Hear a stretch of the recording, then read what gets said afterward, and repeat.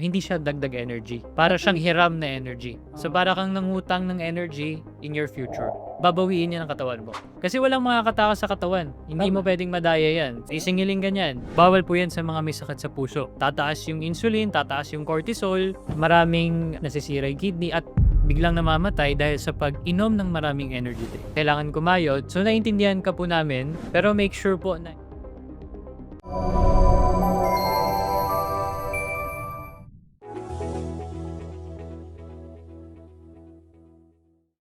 Good day mga kababayan! Welcome sa Medico.ph at ngayon pag-uusapan natin ang isang subject na napapanahon. Alam naman natin, crisis ngayon, grabe na yung minahal ng langis and hopefully by the time na mapanood nyo to, medyo bumaba na. Pero kailangan talaga kumayod tayong lahat para kumbaga kumain pa tayo at makabayad tayo ng mga upa natin eh.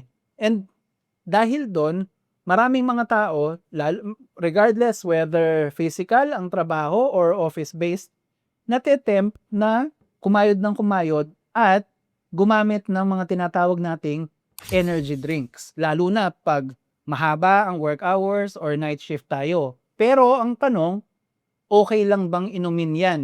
Sulit ba yung energy na nakukuha mo dyan sa mga magiging epekto niya sa kalusugan mo? Ang magpapaliwanag nitong lahat ng ito sa atin ngayon ay walang iba kung hindi ang board certified at licensed na nutritionist natin, si Mr. Mark Vicente. Collagen supplements. Habang tumatanda, mas madaming lumalabas na sakit sa katawan. Ang mga pananakit sa leeg, balikat, kamay, likod, tuhod, at iba pang tinatawag na joint pains. Kung hindi maaagapan, maaari itong lumala at maaka-apekto sa araw-araw na pamumuhay. Kaya ang payo ko sa mga chronic joint pains, mag-take ng collagen supplements. Tumutulong ito panatilihing maganda ang kalagayan ng joints para mabawasan ang pananakit at iwasan ang paglala. Bonus pa, nakakabata pa ng balat, buhok at kuko ang collagen. Kaya pag regular ang pag-iinom, ramdam ang panunumbalik ng ganda at sigla ng katawan. Pero syempre, di lahat ng collagen ay pare-pareho. Kung hanap ninyo ang pinakamabisang klase, pumunta lang sa store.medico.ph sa inyong mga browser o hanapin sa Google. Maaari ninyong i-click ang link sa description. Dito, ma-order ninyo ang collagen supplements, glutathione, vitamins at herbal supplements na rekomendado namin. Tandaan, store.medico.ph para sa original at ubod ng bisa na collagen. Sir Mark, diretsahan tayo as usual. Ano ba itong energy drinks na to at anong meron sa mga inumin na to para maintindihan natin kung anong epekto niya? una kasi gawa talaga to ng malaking industry ng food industry or ng pharmaceutical industry. So ginawa talaga nila ito para magkaroon ng addictive status sa mga tao. Kasi una, naglalaman to ng maraming sugar, mataas na caffeine. Pangatlo, meron tong taurine na isang amino acid. Tapos may B vitamins din, tsaka ginseng. So para siyang cocktail of drink na kapag pinagsama-sama, nagkakaroon ng psychological effect na yung tao nagiging addictive, tsaka nagkakaroon ng maraming shortcut sa energy. I see. Okay. From what you discussed, na mention mo yung sugar, nandyan yan. Marami? Marami. Marami. Alam naman natin, Yes. hindi okay, di ba? Approximately mga 10 to 12 teaspoon. Marami pala. Marami yun kasi isang platito yun na ganyan yung size. Asukal. Asukal, pag kinompare doon sa mga regular bottle ng energy drink, kanya isang bote ng isang energy drink, yan yung naglalaman ng sugar. Eh di ba Sir Mark, ang liit lang nung bote na yun. So ibig mo sabihin, karamihan nun, asukal talaga yun. Karamihan asukal. Parang uminom ng arnibal, kumbaga. Oo. Kaya talagang magsa-spike yung insulin mo, Um, no? Kasi magsa-spike yung sugar mo. So nagkakaroon ng parang buhay na feeling. Okay. Parang yung sugar rush na tinatawag Yes. nila na Sir Mark. Oo. And na-mention mo, caffeine. Caffeine. Well, based on the name, likas ito sa kape na pampagising natin. So marami rin ba ito? Marami din. In terms of grams kasi, ang average ng grams ng isang energy drink, umabot ng 100 milligrams ng caffeine. Marami. Marami. Kasi ang recommended lang sa atin in general population, at least 400 milligrams ng caffeine, yun lang yung limit Limit na yon per day. per day. Pero kasi nag-iiba yun, depende sa body status mo, Mm. ano yung ethnicity mo. small build ka. Kasi the more na maliit ka, the more na mabilis magpunta yung caffeine sa bloodstream, I see. 'di ba? Na-mention mo yung ethnicity, Sir Mark. Sa ating mga Pilipino, yung 400, pwede pa yon? 400 is too much na yon na Too much. legit. Okay. Ang recommended ko as dietitian, dapat 300 milligrams lang ng caffeine. So bale, mga 1 to 3 cups lang ng kape Per day. per day or ng isang energy drink or ng tsaa. Pero ang nangyayari kasi sa atin, hindi natin mamalayan na nakakarami na tayo. Lalo na sa opisina. Lalo na sa opisina, di ba? Usually, yung mga nagkape na ng umaga, nag-energy drink pa ng hapon, Isa pa sa gabi. isa pa sa gabi nagtsaa pa para makatulog, sobra-sobra na. Sobra-sobra yun. Eh alam naman natin yung caffeine, medyo usapin yan kung talagang nakakatulong ba in long term, ano ba yung effect ngayon sa panahon. Tama, sir. So, sugar definitely not good in those quantities.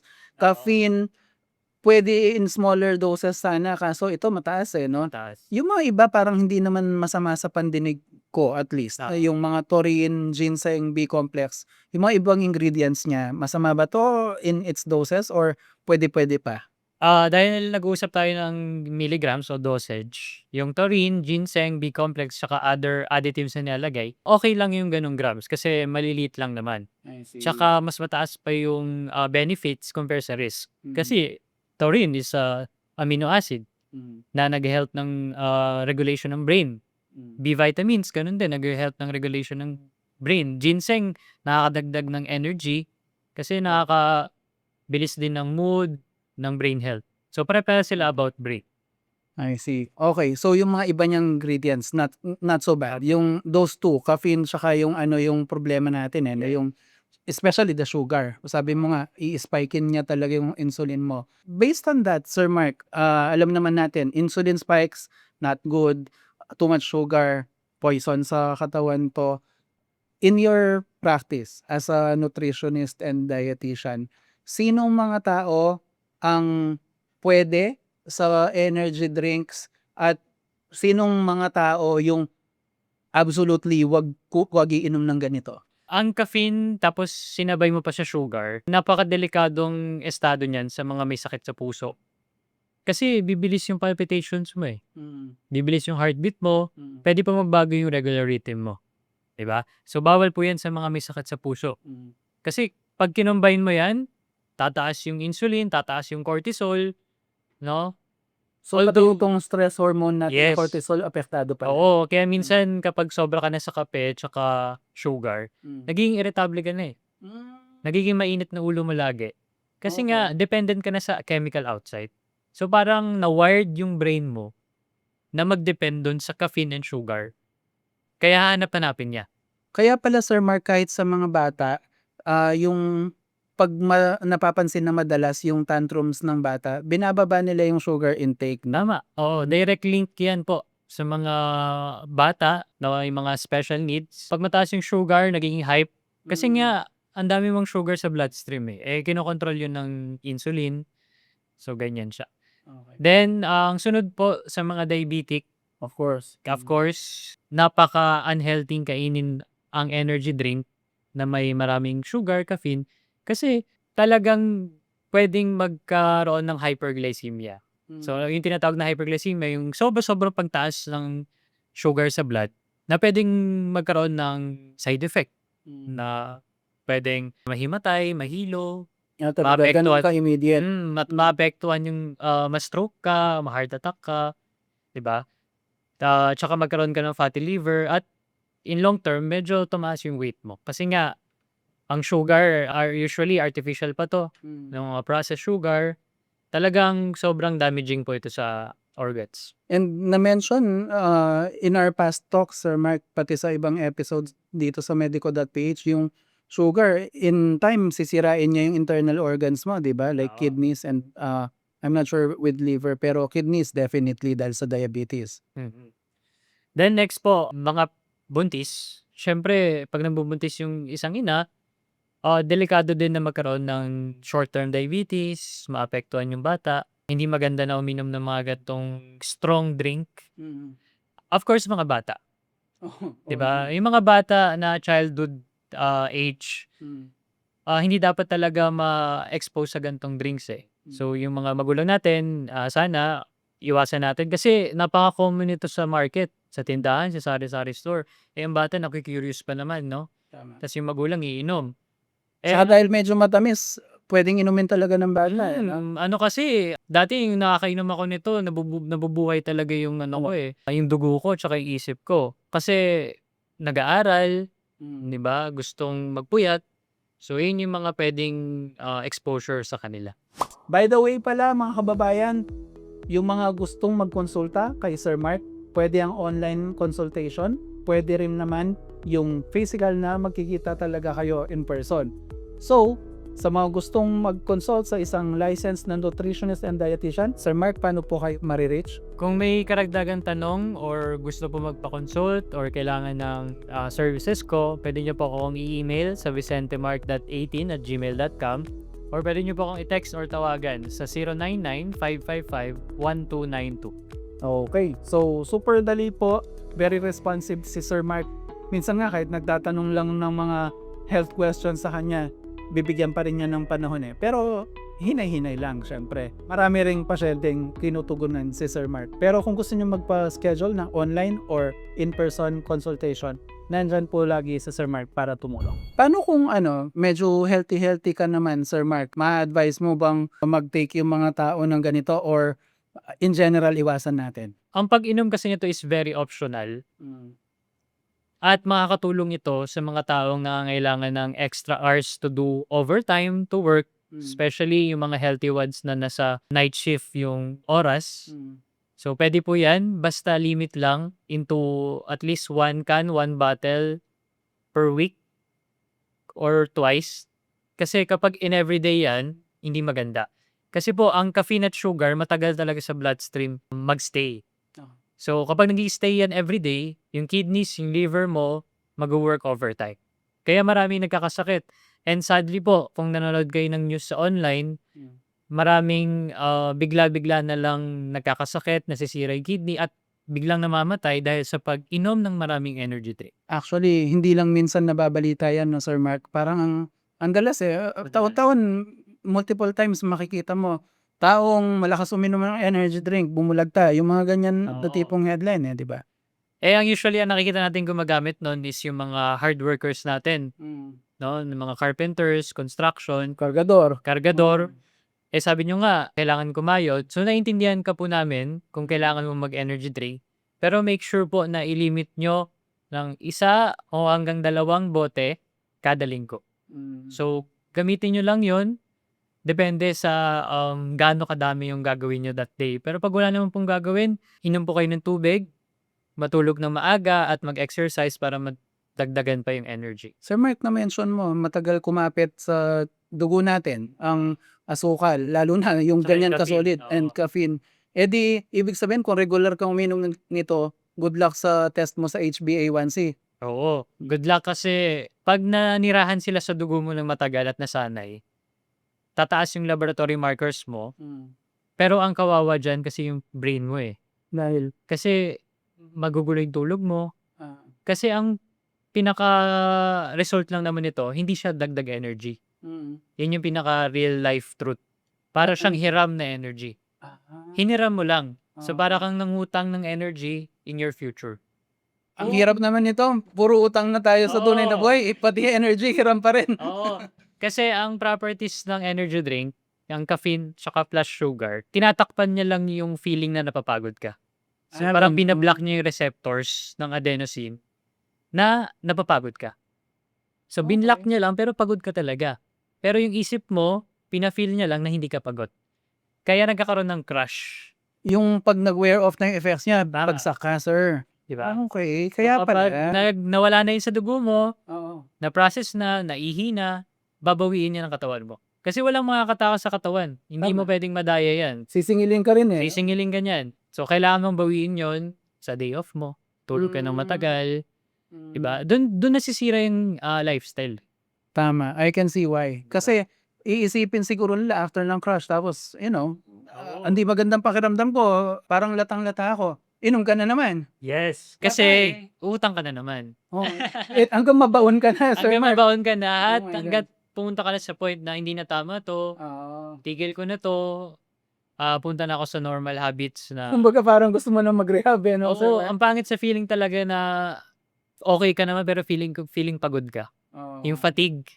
Eh, usually as we age, talagang humihina yung katawan, eh. Eh, kung maglalaklak ka pa ng artificial or energy drinks na sobra, so sabi ko po, moderation lang, yun babawiin ng katawan mo yun. Sir Mark, eto, siyempre tayong lahat kailangan natin ng energy. Ikaw bilang nutritionist, ako bilang business person, and I'm sure lahat sa mga viewers natin maaraming pinagkakaabalahan. Kung in general, hindi masyadong okay itong mga energy drink na 'to, may mga mapapayo ka ba sa mga, kababayan natin na kailangan talaga nila medyo high energy sila on a daily basis? Ano yung mas healthy na way para panatilihin yung energy natin? Una, check niyo muna yung hydration niyo, kasi usually ang dehydrated na katawan madaling mapagod. I see. Kaya mainit pa naman ngayon, tsaka depende sa work type mo kung babad ka sa araw, lagi kang pinapawisan, nasa field work ka, talagang bababa yung hydration mo. So una po niyong gagawin ay make sure na hydrated kayo. Yan yung pinaka-healthy 'no, tubig. Tubig. Second, kung kailangan talaga ng onting caffeine kick, puwede na yung mga minimal na black coffee, tea. Kasi alam niyo nababasa niyo naman yung caffeine benefits, eh, 'di ba? Long-term benefits nito memory alertness, nakakatulong sa pag-iwas sa Alzheimer's. Isang baso, 2 baso ng black coffee, wala ng sugar 'no, para di na mag-spike yung insulin. Yun na yung healthy levels. Oo. Onting kape, onting tsaa, kasi yung caffeine na 100 to 100 milligrams per day, okay yun. Puwede And ba? i-take nyo yun sa morning. 'Pag intake mo yun, magsi-stay yun sa bloodstream mo for at least 6 hours bago Gets. mag-wear off. Kaya baka mahirapan kang makatulog sa Nahihirapan ka gabi. makatulog. So, kapag nahirapan ka makatulog, puyat ka, magkakape ka na naman nun. Oo. So, maganda po talaga inumin siguro before maghapon yung kape, para sa mga ilang individual. Pero may ibang individual kasi na umiinom pa rin ng gabi pero nakakatulog, eh. Ano yun, patana ba sila sa kape? Oo, Hmm. kasi depende sa katawan mo pa rin. Oo. Kasi depende sa metabolism mo, depende sa conditions mo, depende kung ano na yung program ng brain mo sa kape, kung anong relationship mo sa kape. Sabagay totoo yan. Kahit yung wife ko tsaka yung 'Di parents ba? ko nakakatulog kahit magkape, eh. So, Oo, kaya hindi ko siguro puwedeng sabihin na ano, hindi ka makakatulog 'pag nagkape, eh. may tolerance na 'no, May so tolerance, oo. depende sa ano mo, status. Okay. So, yung hydration tapos Tama. konting coffee, meron pa ba, Sir Mark? Exercise. Okey. Ito kung puro ka utang sa tulog, sa energy, ang exercise makakadagdag. Bakit? Kasi nagdadagdag siya ng adenosine, eh, ng energy. Yung ATP kung familiar kayo. Sa biology nung araw mapag-aaralan mo Oo, yan. tandaan niyo. Kasi madadagdagan yung muscle mo, bibilis yung heart rate mo, mas bibilis yung metabolism mo, kasi active yung brain mo, eh.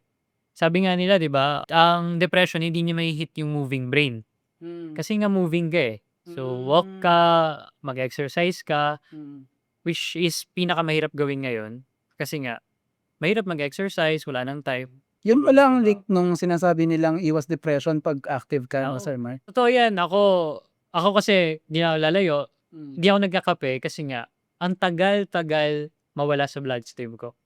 Kahit siguro 11 AM, parang 8:00 ng gabi, andun pa rin, eh, parang, nanginginig pa rin ako, nagpa-palpitate, Ako eh. palpitation, yun yung ayaw ko, Sir Mark, kaya Oo, nung 'di ba? iwasan ko. Oo. So, sa mga individual na nakakaranas ng palpitations 'pag nagkakape, iwasan niyo na po kahit ilibre pa kayo ng boss niyo magkape.